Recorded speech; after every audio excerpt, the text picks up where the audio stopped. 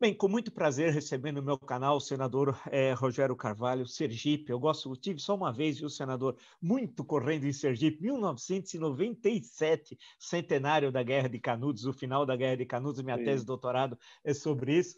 Tive rápido no SESC, se não me engano, mas acompanho, conheço um pouco da história de Sergipe, então conheço muito o ministro Aires Brito também, poeta, além de jurista, poeta, e conheço o senador Alessandro Vieira um pouco da política de Sergipe. Agradeço muito o senhor ter aceito aí o meu convite. Senador, claro que o assunto necessário é o assunto de todo lugar. Só se fala numa coisa, na CPI da pandemia da Covid-19. E eu tenho acompanhado também a participação do senhor.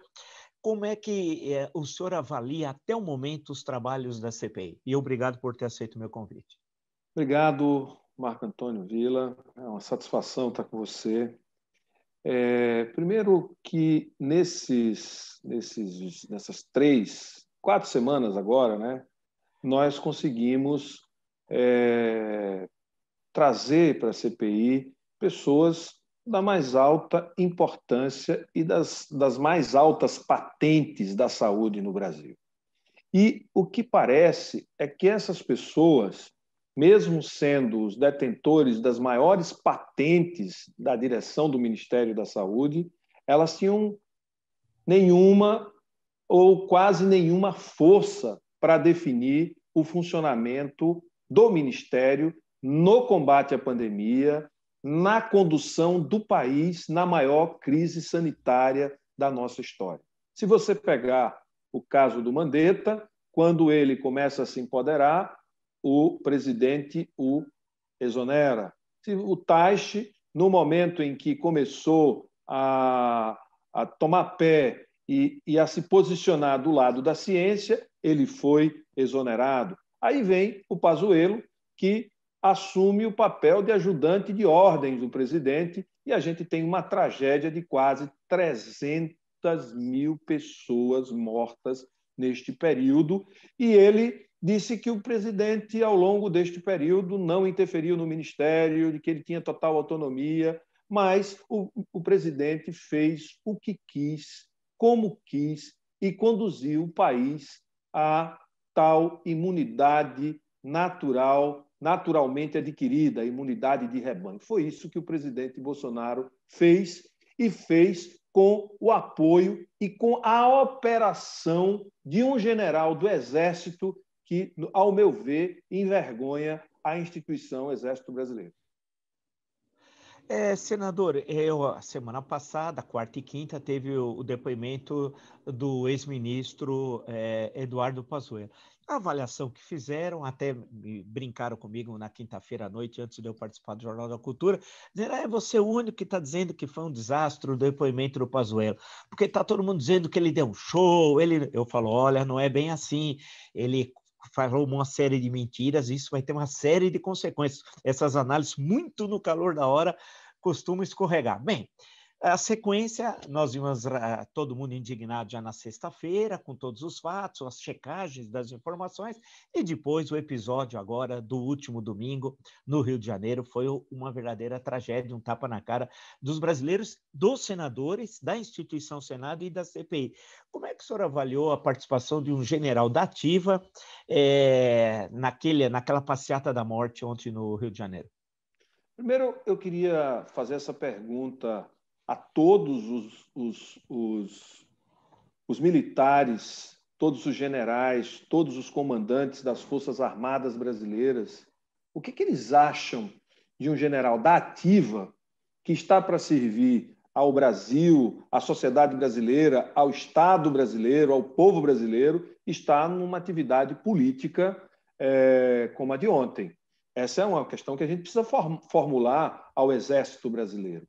Segundo, ele, de fato, foi desrespeitoso, ele revelou-se um verdadeiro mentiroso, um canastrão da CPI ao estar ali. Porque, veja, ele disse que era contra a aglomeração, ele disse que era a favor do uso de máscara, ele disse que era a favor das restrições de circulação, ele defendeu todas as medidas não farmacológicas para evitar o contágio, aumento de infectados. Ele estava ali patrocinando tudo isso, portanto, ele mentiu e atestou todas as mentiras, além de, como você disse, desrespeitar o Senado, desrespeitar a opinião pública brasileira, desrespeitar o Exército brasileiro. É uma vergonha. Eu diria que ele é o símbolo da vergonha das autoridades públicas deste governo brasileiro. Senador, olhando em termos de para frente, né? O trabalho da CPI, a CPI, é bom lembrar, quem nos acompanha, ela tem 90 dias, pode ser prorrogada por mais 90, né? Como é que o senhor imagina que vai ser agora os depoimentos? Essa semana vai ser uma semana que teremos alguns depoimentos importantes, alguns foram cancelados aí, eu ouvi do senhor Elcio Franco, lá, secretário-geral do Ministério da Saúde, que diz que está também com a Covid, todo mundo está com a Covid na hora do depoimento, é engraçado isso. Mas como é que o senhor avalia esse caminho agora? Porque agora vai começar a checagem, né? Deve ter um relatório preliminar, como é que o senhor avalia? Bom, primeiro que essa semana a gente tem aí depoimentos sobre a vacina, dados sobre a vacina, que vai, de uma vez por todas, colocar luz por que nós não temos vacinas suficiente para garantir que o nosso Programa Nacional de Imunização funcione a contento, por que a gente já não tem, de fato, 60, 70 milhões de brasileiros vacinados com a primeira e a segunda dose, porque a ida do Dimas Covas, a ida do Fernando lá da União Química, né? Eu acho que isso vai ser importante para a gente comparar com a história da Pfizer. A gente vai ver que as histórias se repetem, ou seja, há uma negação do governo em torno de investir em vacinas e colocar à disposição da população a vacina como um grande instrumento para fazer imunidade de rebanho. É importante lembrar, às vezes as pessoas dizem, você está sendo repetitivo. Não, não é isso, é porque as pessoas precisam saber só quando o Lewandowski determinou que o governo apresentasse um plano nacional de imunização em dezembro do ano passado, é que as medidas para aquisição de vacina efetivamente começaram a acontecer, com exceção da disputa do Bolsonaro com o Dória em torno da AstraZeneca e da Coronavac, que nós poderíamos ter a finalização da nova fábrica da Coronavac, nós poderíamos ter mais investimento na Fiocruz para poder a gente já ter uma capacidade de produção maior. O Ernesto Araújo poderia ter viajado o mundo e ter feito várias tentativas de transferência de tecnologia. A Pfizer tentou negociar com o Brasil desde maio do ano passado e a gente não teve. Então, acho que a gente vai ter esse momento ainda para fechar essa questão das vacinas e clarear para os brasileiros de que nós não temos vacinas porque houve uma negligência do governo em relação à vacina. E tem ainda o debate da cloroquina, que é outro absurdo que a gente está vendo no Brasil. Ou seja, a cloroquina virou um debate de torcida, Marco Antônio. Então, tem um grupo que diz assim, os que defendem o governo dizem assim, não, mas tem um grupo de médicos que é a favor, tem um grupo de médicos que é contra. Então, não há um consenso. Veja, medicamento não é dada a fé pública ao medicamento pelo número de pessoas que é contra e a favor, mas é pela ciência. E depois é validado, autorizado, quando uma agência de checagem diz, olha, todos os passos científicos foram cumpridos, este medicamento tem esta ou aquela eficácia, serve para isso ou aquilo. Do jeito que eles estão fazendo, é parte da estratégia do governo de passar para a sociedade a ideia de que tem um medicamento que previne, a ideia de que tem um medicamento que trata, e as pessoas chegando nos hospitais em situação grave e, às vezes, irreversível, porque acreditou no Bolsonaro. Esse efeito Bolsonaro é uma tragédia no combate à pandemia. Senador, com tudo isso que já está sendo revelado pela CPI, além de fatos precedentes, é possível colocar no horizonte político a questão do impeachment de Bolsonaro?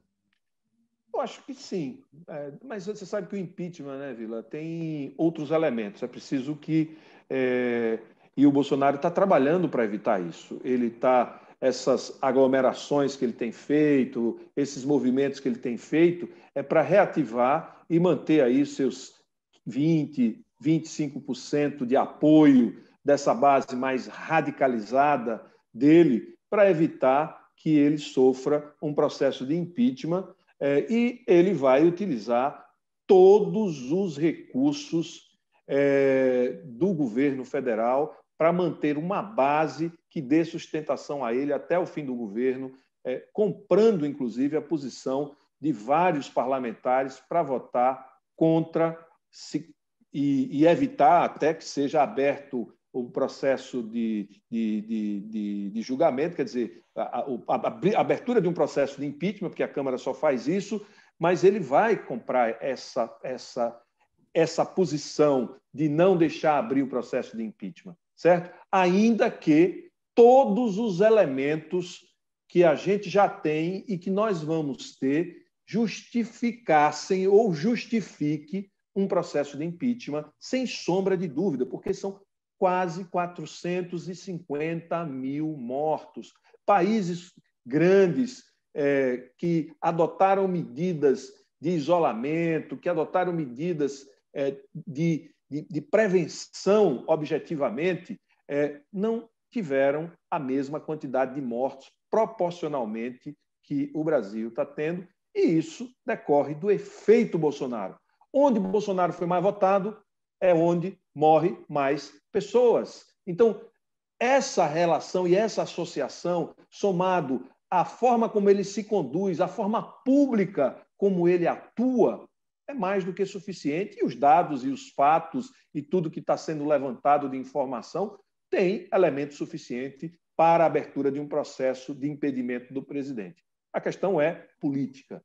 Vai ter alguém com coragem, vai ter um presidente que se dispõe a fazer isso? O Arthur Lira fará isso? Eu não acredito que o Arthur Lira fará isso, porque ele vai ser muito bem aquinhoado para não fazê-lo.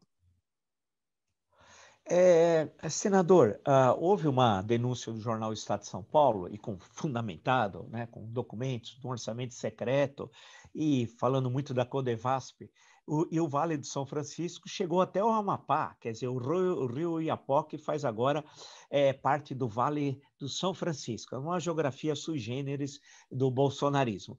E aquilo ficou claro, nítido, a questão de você buscar comprar uma base parlamentar. No seu estado, é um pequeno estado, o estado de Sergipe, como é que age o presidente Bolsonaro nesse sentido de cooptação ou de não envio de solicitações de verbas que são mais que necessárias?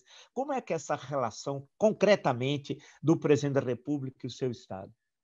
Olha, no meu estado não é diferente de outros estados, né?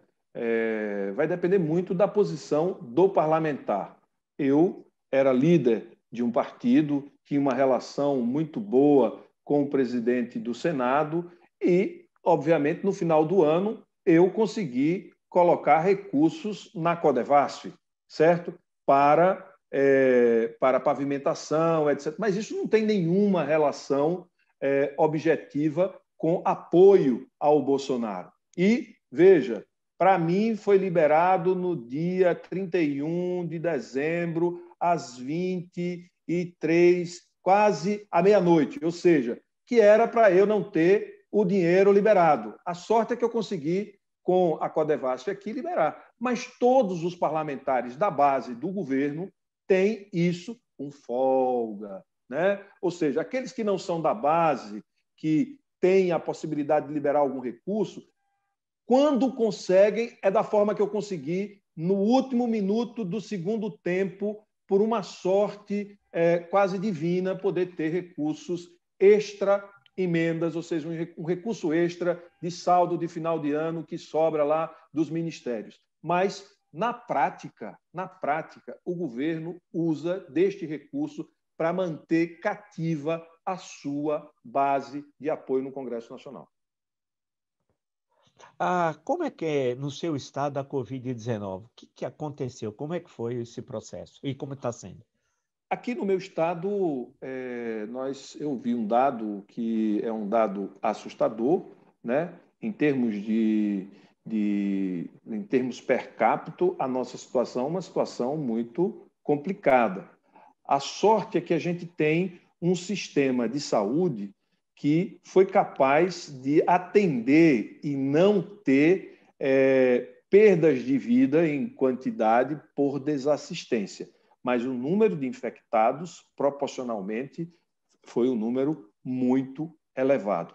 Porque não se adotou de forma decisiva, né? E não se administrou o isolamento social como deveria. E isso, em todas as cidades, e Sergipe tem um problema a mais, porque aqui todas as atividades da Petrobras foram suspensas, aqui fechou a fábrica de nitrogenados, aqui teve uma série de desinvestimentos vinculados à Petrobras nesses últimos 5 anos e houve um empobrecimento muito grande da população, portanto, uma população muito dependente dos programas de governo. No momento em que os programas de governo deixaram de aportar recursos para que a população pudesse ficar em casa, elas foram para a rua, como camelô, como autônomo. Então, a dificuldade de conter a saída dessas pessoas e garantir o isolamento social foi muito dificultado pelo empobrecimento que o Estado sofreu e o nível de desemprego que é um dos maiores do Brasil. Senador, voltando à questão da CPI, da pandemia, e que todo mundo está acompanhando, e esperando também os resultados, porque o papel da CPI, quem nos acompanha sabe, não é um papel executivo. A CPI prepara tudo aquilo, o relatório final vai para o Ministério Público, que toma as providências que achar que são cabíveis e tal. Mas é também a CPI um instrumento político de revelar para a população, e está todo mundo assistindo, né? Diz que é o novo BBB agora, são as sessões, porque todo mundo acompanha, quer saber o que está acontecendo. Muita gente é até apresentado para o Brasil pela CPI, o que é muito importante que a TV Senado faz. Agora, tudo indica que teremos, a partir daqui para frente, muita atenção, porque os crimes do governo estão sendo revelados, né? E parece que os documentos vão reforçar ainda, além dos depoimentos, os depoimentos e novas e reconvocações, né? E acariações, se é que isso também poderá ocorrer. Também não se sabe.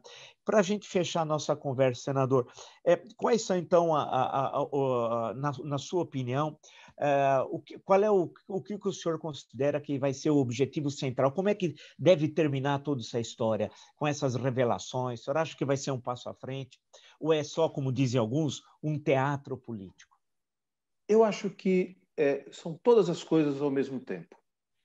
O teatro político, como você está chamando, ele tem um papel extraordinário de mostrar para a sociedade o que de fato aconteceu na CPI. Porque tem um certo esse debate, as oitivas, as mentiras, a revelação das mentiras.